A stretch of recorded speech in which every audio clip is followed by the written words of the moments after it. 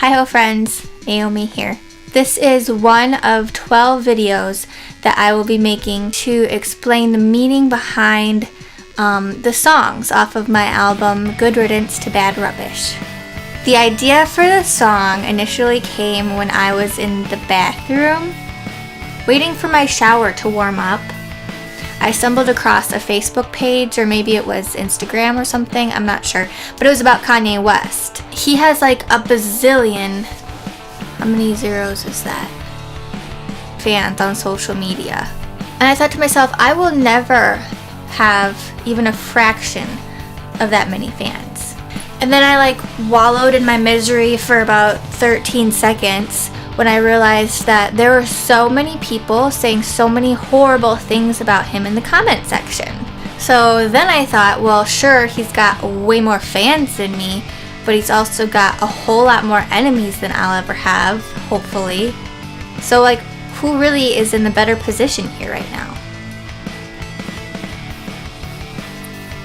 Anyway, that whole Kanye thing got me thinking about how that related to a situation that I was going through at the time. I had this friend, and we were really close. We went through a lot together over the years. He was someone I considered one of my closest people.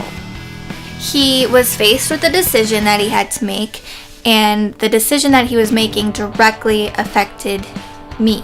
And he ended up taking the easy way out, and his decision ended up hurting me a lot. It left me feeling horrible.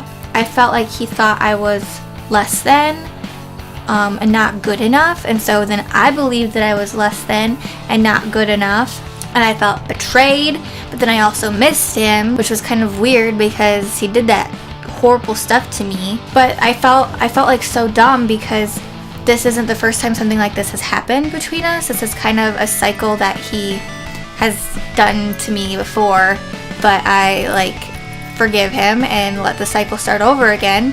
And it's just kind of hard to break cycles, especially with people that you love. But, whoa, the sun's coming out. It got a lot brighter in here. But I had to take pride in myself. I had to tell myself that I would have never taken the easy way out and betrayed someone that I love. So stand up and prove to yourself and everyone else that you don't need him. Because for him to have done something like that to me, it just kind of proved to me that he was feeling insecure, and his insecurities are not my fault. So, why was I giving him so much power over my emotions? It was stupid. It infected my brain. And it kind of sucked because I knew so many people would be taking his side, and so many people would stick by him, and I would be the one that would be left in the dust and picking up the pieces. So that whole thing reminded me of the Kanye West story that I was telling you earlier about. Yeah, maybe he's gonna have a whole lot more people on his side and supporting him than I ever will, but on the other side, he's also leaving a huge wake of hurt behind him. All this led to a lot of sleepless nights, heartache, a new tattoo, venting to my spousal unit, rehashing things over and over and over in my head. I may not have dealt with it as quickly as I would have liked to, but I had faith that eventually things would work out. Things always work out, and I'll be all the better because of it. I didn't know what the future was going to hold or what tomorrow would be like dealing with this situation that hurt me so badly, but I knew there was just a teeny tiny little glimmer of hope in me, that I knew that I did have what it takes to get through the situation and to come out on top.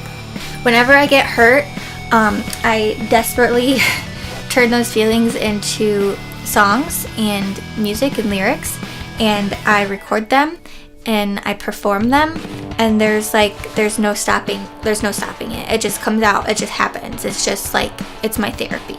I was afraid that he was going to hear this song and know it was about him and hate me even more because of it. But then I decided that I was done. I was sick and tired of letting him shit on my emotions, and I was sick and tired of letting him dictate how I feel about myself. I don't know the author that made this quote, but it goes something like, if you wanted someone to write warmly about you instead of negatively, then you should have behaved better. I'm happy to report that even before the song became public, he contacted me and he apologized and he told me that he regret what he did. I wish things would have been different, and we made amends, and I think we're on good terms. All that I know for sure is that I am way more happy and way more productive with my life now that this situation is over and done, and now that I have been removed from that situation, whether I wanted to be or not. I do still love him. I want the best for him. I like him. I don't wish harm on him. I've forgiven him, but I do not give a shit what he thinks, because I know who I am. I know how talented I am. I know what an honor it is to be friends with me.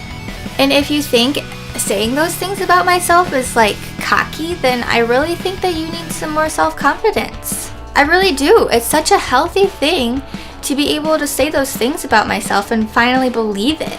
I've worked really, really hard to be able to move past certain things and be able to say those things about myself. And I believe it.